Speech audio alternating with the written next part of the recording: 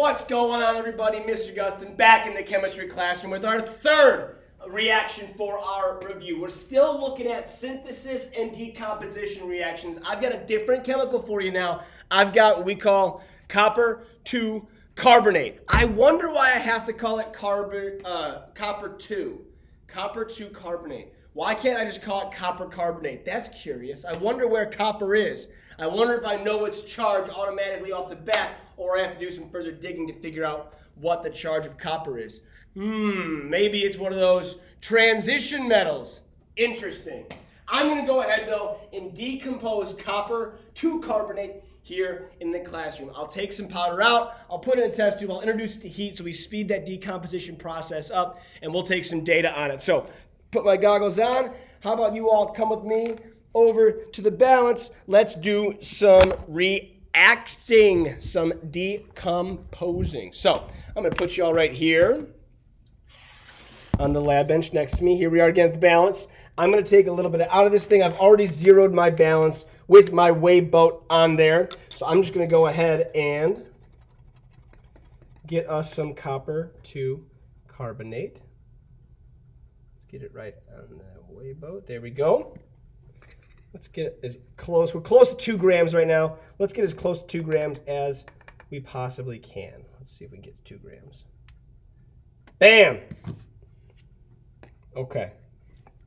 We have got 2.01 grams. 2.01 grams. 2.018. Call it 2.02 grams. 2.02 grams of copper 2 carbonate. What am I doing with this now? Well, now I'm going to put this thing in a test tube. I'm going to put all of this copper 2 carbonate right into a test tube for us to do a little bit of decomposing with it. So let's get this thing right in here. 2 grams of this stuff's going right in the test tube.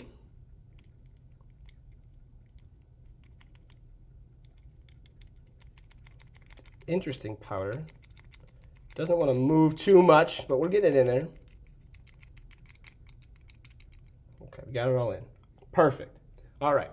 We're going to go ahead now and bring you over to, I'm going to set this in my test tube holder for a minute. You can kind of take some more analysis of the powder. You see it's this greenish powder right here. While we look at that, I'm going to go ahead and light our burner. Turn the gas on. It's that loud burner again. You can hear it. It's boom. There it goes. Okay. Pull this thing away from the cabinet a little bit. Maybe turn it down just a slight bit.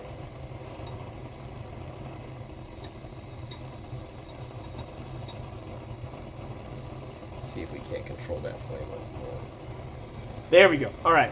So now what I'm going to do is I'm going to go ahead and take my test tube, introduce it to this flame, and we'll take some observational data on what's happening. All right, so I got my test tube holder right here. It keeps a good grip on it.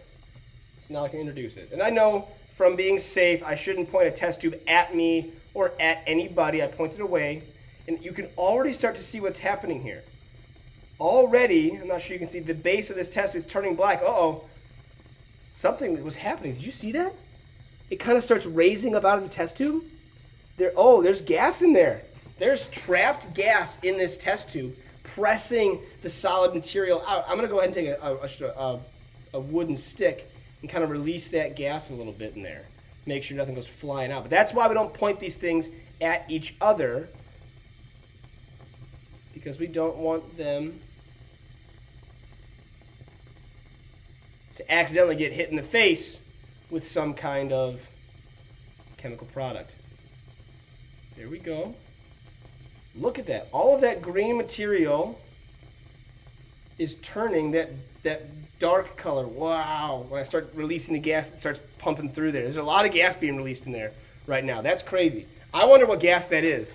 I wonder what gas is being produced. I'm going to take a wooden splint, actually, and I'm going to set that on fire. And then with that wooden splint, I'm going to see if this gas is flammable or not. So I'll take the wooden splint and I'll put it right in here, right near the reaction, and the splint goes out just like that. when I take my wooden splint, light it on fire, and I bring it close to the reaction,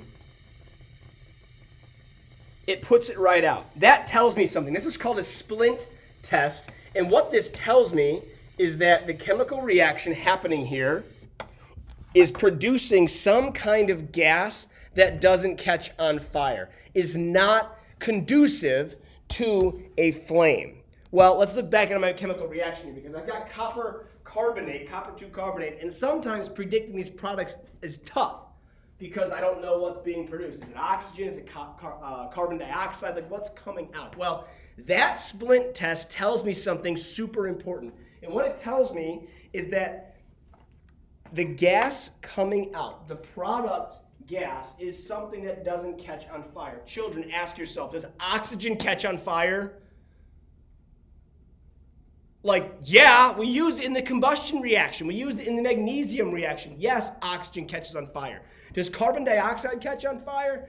The answer is no, it does not. So that gives us a pretty darn good clue. That splint test gives us a very darn good clue about what product is produced here. It's not oxygen. We know that. The flame went out. If we saw the flame glow brighter, that would mean it was oxygen. If we saw it like pop, that means it would have been something else more flammable. So I'm going to tell you right now, one product was carbon dioxide gas. That was the gas that formed. It pressed that chemical up, and it caused that burning splint to go out as soon as we introduced it to the test tube. So predict the other product that you saw. Predict what was that dark substance that was left in the bottom of that test tube. Also, let's make sure that we remember we had 2.02 grams of copper 2 carbonate to begin with. Head back over to your review questions, answer those up. I will see you all again real soon.